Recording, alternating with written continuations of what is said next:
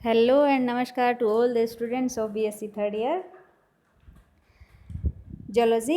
आज हम फिर से हाजिर हैं एक नए वीडियो के साथ और नए ही टॉपिक के साथ। और आज का हमारा टॉपिक है हर्डमानिया का ब्लड वेस्कुलर सिस्टम, परिसंचरण तंत्र। हर्डमानिया का परिसंचरण तंत्र। प्रीवियस वीडियो में हमने पढ़ लिया था इसका डाइजेस्टिव सिस्टम और आज हम पढ़ेंगे इसका ब्लड वेस्कुलर सिस्टम। तो हर्डमानिया का जो ब्लड वेस्कुलर सिस्टम होता है उसके अंदर डिफरेंट पार्ट्स होते हैं, जैसे इसका हार्ट है और हार्ट को कवर किए हुए है पेरिकार्डियम है, ब्लड वेसल्स हैं और ब्लड इसके अंदर शामिल किया जाता है। और ये जो हर्डमानिया का ब्लड वेस्कुलर सिस्टम है वो वेल डेवलप्ड होता है, अच्छे से इसका विकास हो चुका होता है और इसके जो ब्लड का कलर है वो स्लाइटली रेडिश होता है। ये ट्रांसपेरेंट फ्लूइड लाइक होता है इसका ब्लड। और इसका जो हार्ट एंड पेरिकार्डियम है, इसका जो हार्ट होता है हर्डमानिया का, वो एक लॉन्ग ट्यूब लाइक स्ट्रक्चर होता है।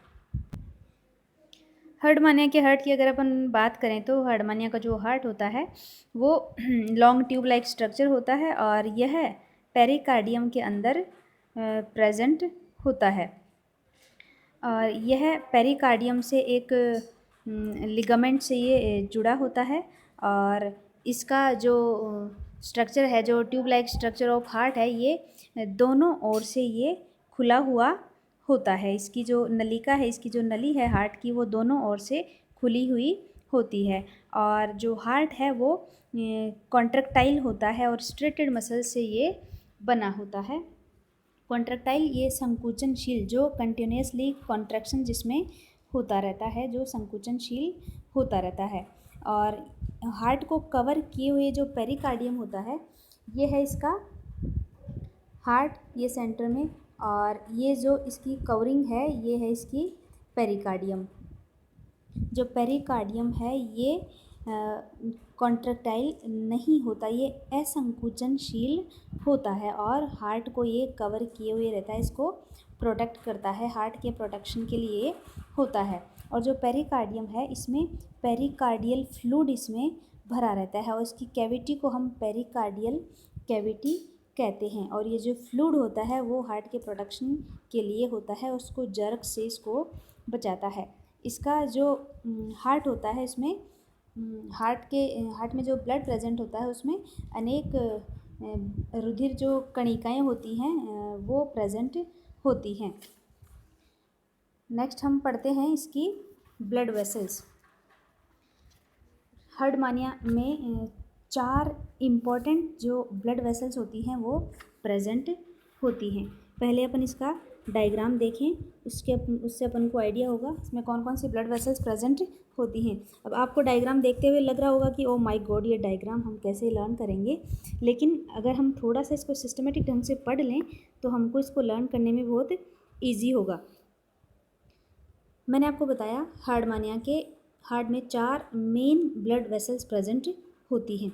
अब मेन जो ब्लड वेसल्स हैं 4, उनको हम देखते हैं। सबसे पहली जो ब्लड वेसल है वो है वेंट्रल अरोटा।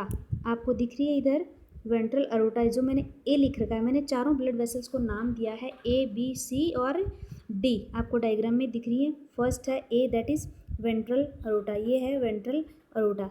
फिर नेक्स्ट है बी, डोर्सल अरोटा, ये है आपकी डोर्सल अरोटा हर्डमानिया के हार्ट में जो प्रेजेंट होती है। नेक्स्ट है सी है ब्रेंकियोविसरल वेसल, ये है ब्रेंकियोविसरल वेसल जिसको मैंने नाम दिया है सी।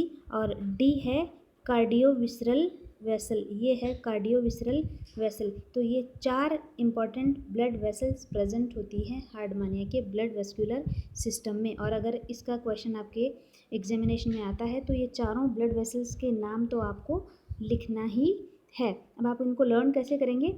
2 तो हमको डोर्सल और वेंट्रल से लर्न करनी है, dorsal aorta and ventral aorta. ये first A ventral aorta and ये जो बी है ये है डोर्सल अरोटा, ये है dorsal aorta. Ventral aorta, ventral और डोर्सल, ये 2 तो आपको ऐसे लर्न करनी है। नेक्स्ट थर्ड और जो फोर्थ हैं वो विसरल वेसल हैं। विसरल यानी हार्डमानिया के जो विसरल ऑर्गन्स होते हैं, जो इसकी बॉडी के अंदर जो ऑर्गन्स प्रेजेंट होते हैं, उनको ब्लड पहुंचाने वाली जो वेसल्स होती हैं, उनको जो इम्पॉर्टेंट वेसल्स हैं, फर्स्ट है ये ब्रेंकियो विसरल वेसल और सेकंड है कार्डियो विसरल वेसल। तो दो तो आपको डोर्सल वेंट्रल से लर्न करनी है और दो आपको विसरल से लर्न करनी है, branchio visceral vessel and cardio visceral vessel. ये 4 इम्पॉर्टेंट ब्लड वेसल्स होती हैं जो हार्डमानिया की कंप्लीट बॉडी को ब्लड पहुंचाने का काम करती हैं। तो ये चारों तो आपको लिखना ही है, अदरवाइज़ आपके फिर मार्क्स आपके काट लिए जाएंगे अगर आप इनमें से एक भी नहीं लिखेंगे तो। फिर ये जो फर्स्ट वेंट्रल अरोटा, इसकी हम बात करते हैं। ये है फर्स्ट हमारी ब्लड वेसल वेंट्रल अरोटा। ये जो वेंट्रल अरोटा है ये कहाँ प्रेजेंट होती है? जस्ट लोअर पार्ट में, एंडोस्टाइल के नीचे ये प्रेजेंट होती है।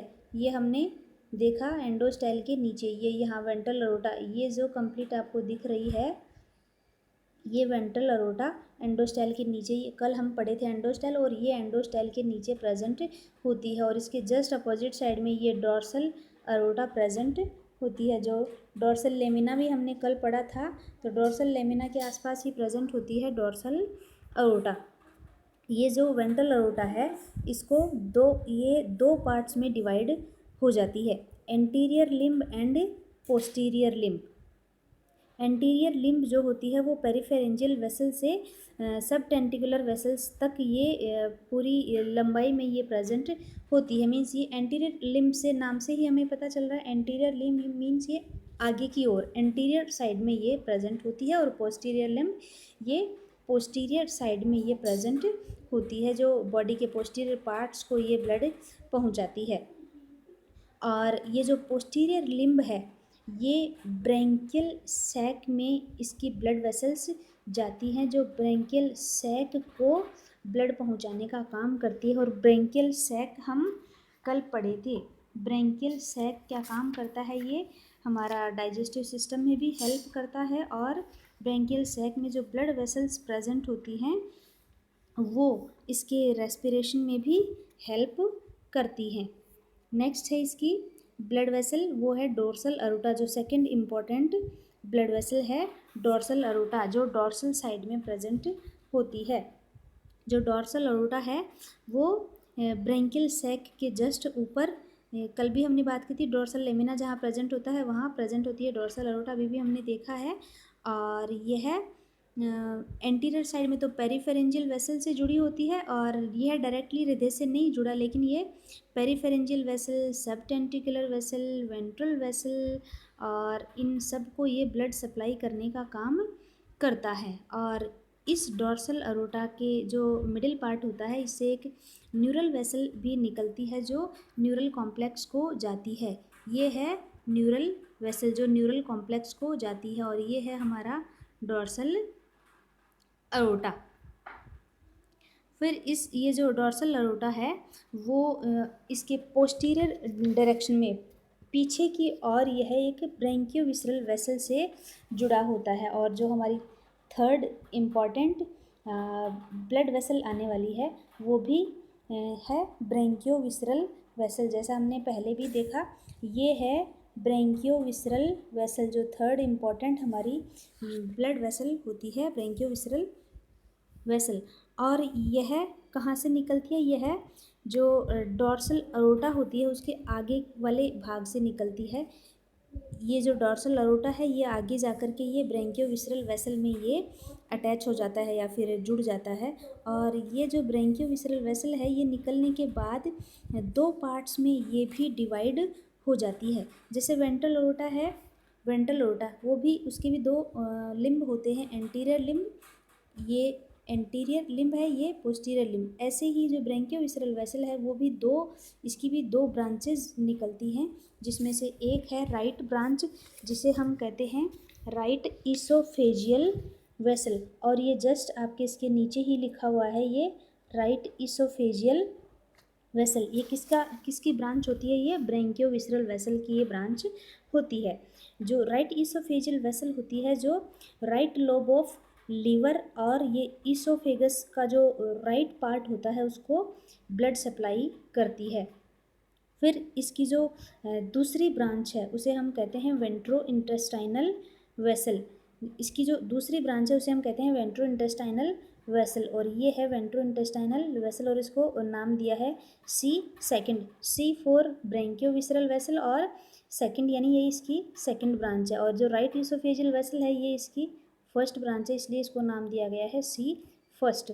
और सी सेकंड, जो इसकी सेकंड ब्रांच है वो है वेंट्रो इंटेस्टाइनल वेसल। और ये जो वेंट्रो इंटेस्टाइनल वेसल होती है ये जो ईसोफेगस है उसके लेफ्ट पार्ट में और स्टमक, इंटेस्टाइन, इनको ये ब्लड सप्लाई करती है। फिर इसका जो फोर्थ पार्ट है हडमाने की ब्लड सिस्टम की, जो फोर्थ मेजर ब्लड वेसल है वो है कार्डियोविसरल वेसल। और ये जो कार्डियोविसरल वेसल है ये कहाँ से निकलती है? ये जो हार्ट है उसके डॉर्सल पार्ट से ये निकलती है। ये है fourth major blood vessel of Herdmania.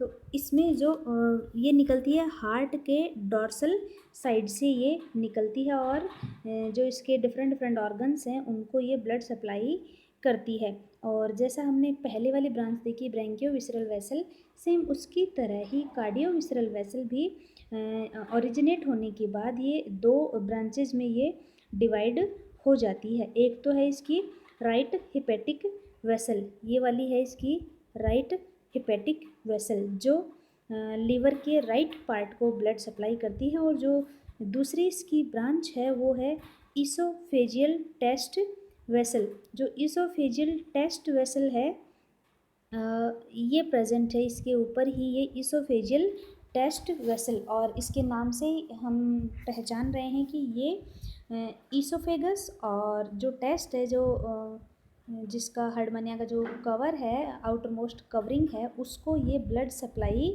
करती है।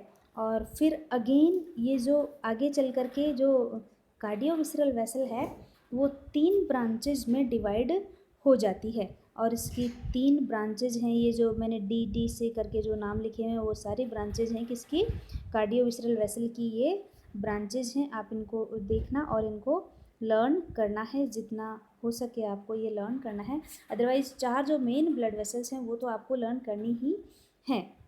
और एक और इम्पॉर्टेंट फीचर इसके ब्लड वेस्कुलर सिस्टम का ये होता है कि जो इसका ब्लड है उसका डायरेक्शन ऑफ सर्कुलेशन, यानी बहने का जो डायरेक्शन है, दिशा है, वो हर 2-3 मिनट के बाद जस्ट ये चेंज होती रहती है। वो हम नेक्स्ट वीडियो में पढ़ेंगे। तो आज के लिए इतना काफ़ी है, आई थिंक आपको ये समझ आया होगा। और मैंने ये देखा है कि जो स्टूडेंट्स हैं वो वीडियो को देखते ही नहीं हैं। हम आपके लिए यहाँ से ऑनलाइन क्लासेस हमारी कॉलेज के द्वारा संचालित हो रही हैं, और आपको ये करना है कि आप वीडियो को देखें और उसको लर्न करने का कोशिश करें, उसको पढ़ने का कोशिश करें। जैसे अदरवाइज़ आपको क्या होगा, अगर आप एक साथ यूँ सोचेंगे हम तो बाद में देखेंगे, बाद में तो बाद कभी नहीं आता है। डेली जितना आपके लिए मैटर आता है आप उसको डेली पढ़ा करें। आज के लिए आई थिंक इतना काफ़ी है। Thank you.